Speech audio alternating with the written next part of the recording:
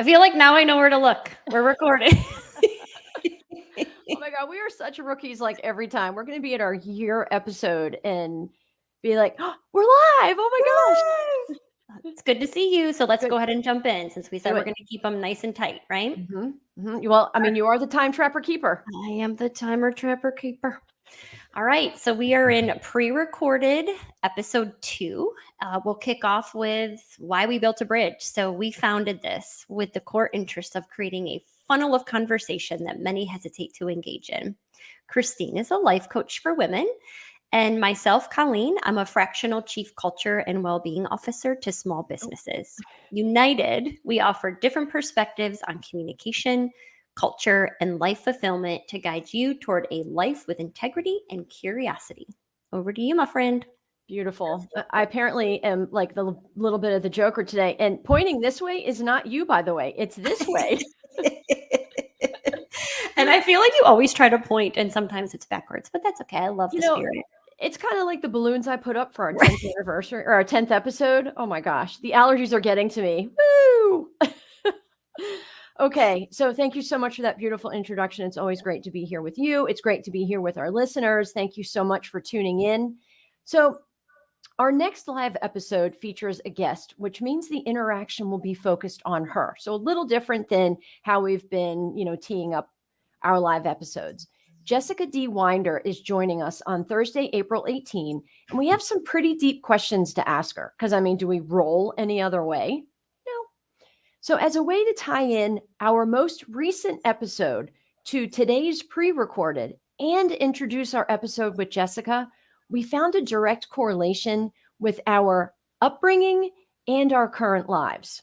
So, in our last episode, which was last Thursday, April 4, our icebreaker question, it really got me thinking, not necessarily about riding roller coasters, but the part about my communication not being received by my father. So it got Colleen and I talking, and we asked one another, and we ask you to ask yourself as well, how are you? Okay, how are you of your? How aware of you? Oh my goodness, how aware? That's okay. Keep going. Keep going. You're I got good. it. How aware are you of your informed feelings from childhood in the actions you choose to take as an adult? That was a lot harder for me to get out. But, kind of just starting this in a conversation, it got me thinking a lot because I talked about how there I was screaming bloody murder. And I wanted to get off this roller coaster. And my father and my sister were laughing because they weren't receiving the desperate, I mean, just terrified message that I was sending because they thought I was kidding, right? So it's no blame on them. They didn't understand, but it just kind of got me thinking about how that made me feel inside. It made me feel like my fear didn't matter. It made me feel like I needed to up the ante with my bravery because they're having a good time and laughing, and I'm terrified, and all these other people are enjoying the ride, and yet they had to stop it for me to get off. And it just made me think about, so there I was communicating, right? And I'm not being heard and I'm not being comforted, which maybe was the biggest part for me. And then really how that, and not just due to that happening, it's really important for me to say that, but not just due to that happening, that was something I carried throughout my life, and through transformational coaching, I was able to pinpoint that those were my feelings. It wasn't about anybody else. It was about me and how I interpreted information based on, bruises and scars and whatever from my past. But it's like, how did I then take that informed feeling from being a child and using that in my adult life? And how did I apply it at work? Right. So did it make me afraid to communicate? Yes, it did. Did it make me feel on one small instance that I was unheard, and that then what I said didn't matter? It all kind of roped into one thing. And what I had to end up choosing, Colleen, which was so big, and it's what I teach all of my clients. And in fact, I just had a masterclass with several attendees about getting to the root of your problems.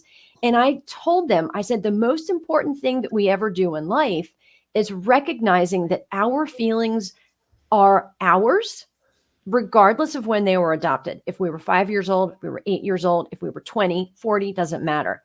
We have to own them, and we are the only ones to repair them. This isn't about closure or anything like that. I had to come to the conclusion that those feelings were mine and figure out how I wanted to apply them in my life. And if I didn't want to, that what was I going to do to deviate from what had been painful in the past? So, it's been a hard ride. I'm not going to lie. I mean, coming to the realization of these emotions is not easy, but the hardest part really is just facing that we have them every day. Mm-hmm. So finding the root isn't what's so difficult. It's realizing that every single day we're allowing ourselves to feel this way. So as an adult, I choose to override those childhood feelings. That's what I choose to do. And I honestly, I can't wait to hear from you, because you've been so forthcoming with your share and your stories lately. And I know that what you say is going to be really important and really resonate with our listeners. Thank you. I love hearing that. I mean, because I think we talked about this after we debriefed on the whole roller coaster thing. It's like I don't know a person that hasn't started on a roller coaster in any other way. And it is so interesting how that moment, and there's so many, like it could be any moment for anybody, right? But I feel like it is the form of communication in fear, and how that carries on. I appreciate so much that you had such a strong reflection from episode 12. Anyways, I didn't want to dismiss that. Thank you. You're welcome. That's so wonderful. So this is how, and I'm going to try to stay true to our 15 minutes, right? But this is where, when we were talking about this question, I would not be being true to myself if I didn't answer it in this way. My feelings in regards to how I learned about mental health and how much it has shaped and informed me throughout my teenage years, throughout my young adulthood, all the way into like present day, which I will tie it back to why it is so important for me to be talking about it, and why it is so important for me to be driving home in the workplace and the work that I'm doing. So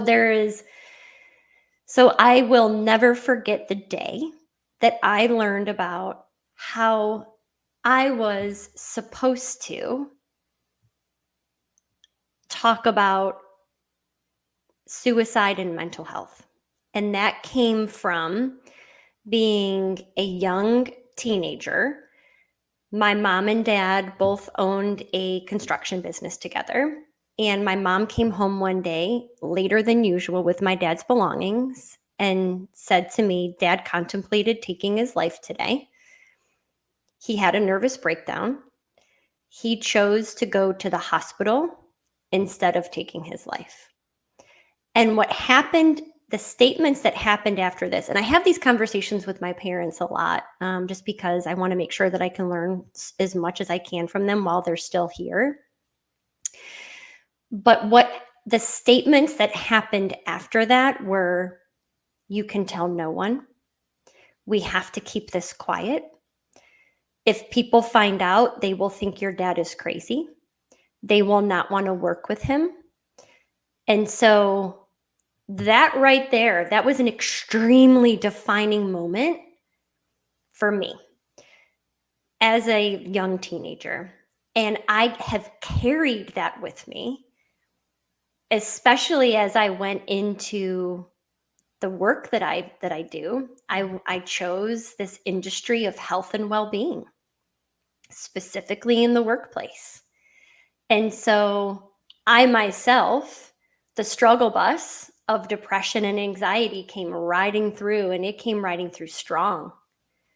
And I wrote it in fear for so long because of what I learned, right? I wasn't learning it any other way. I wasn't unlearning it. It was being strengthened by the workplaces because no one was talking about it. No one was saying it was okay. It was, in fact, being reinforced that it's important you stay quiet, that it could hurt you if you take a mental health leave of absence. And so, because I was focused in the health and well-being industry, even though I was riding that bus of my own challenges, I had to stay quiet because, my goodness, who would want to work with me in this industry that I should have the answers to? I should know how to manage this, right? And so when I finally, in my late 30s, raised and just waved the white flag and said, I surrender, that was a life-changing, literally a life-changing moment for me. And it wasn't until that point that I said, anytime the opportunity comes for me to speak it out loud and share, I will. And in addition to that, I will hit on this topic as hard as I can in the workplace, because every single thing that happens in the workplace, in my personal opinion, and even my professional opinion, it is built on the foundation of mental health, period. We don't need another EAP program. We don't need to know. I mean, it is, of course, you should know what your benefits are and all those things. That, to me, is the candles on the cake, which are not even necessary when you're celebrating a birthday. Yeah. It's all about changing the conversation, the tone, the leadership, getting rid of the toxicity, all the things that inform culture. And so that is how I choose to make change as an adult happen based on what I've learned. I have slowly been teaching myself to unlearn it. And every time that I share that story, it's an opportunity for me to take away one other kind of layer of what I no longer want to carry with me in regards to just the overarching stigma that is around it. Yeah. You know, I'm sitting here listening to you. And first of all, thank you so much for sharing, because there's going to be a lot of people that resonate with this. And as I'm listening to what you're saying about your childhood and what you learned in mental health, and then what you went through in your 30s and what you had to overcome in yourself and your career, they are all belted together. I mean, this was a machine that was built all for the same purpose. And the same for me. I mean, this is what purpose-driven work means. Purpose-driven work means something lives inside of us and wants to drive us to make change about something. And that something is in us wasn't just, oh, I want to do this. It was, I've experienced this and I don't want other people to have to go through that. And there's something really powerful about that. And I think that's what makes, when we tell stories and we share with other people and we have our guests on, it makes it that much more powerful, because for me, that's all I want. And I know for you, that's all you want. Yeah. Do you have any ending notes? I don't. Just a great way to wrap it up. Yeah, this has been awesome. So, okay. So, and again, Spirit, to keep us nice and short here, thank you so much for listening to our pre-recorded show today. We hope that we have invited self-reflection on your end, and that even though we do have a guest joining us on April 18th, Jessica D. Winder, even though that she's joining us, we hope that you will still share any reflections that you have from this conversation in the comments. And so just a reminder, tune into that live show on LinkedIn and on YouTube from 12 to 12:30 p.m. Eastern. On Thursday, April 18th. On Thursday, April 18th. Thank you. And until then, we'll see you soon. Thank you so much, everybody. Bye.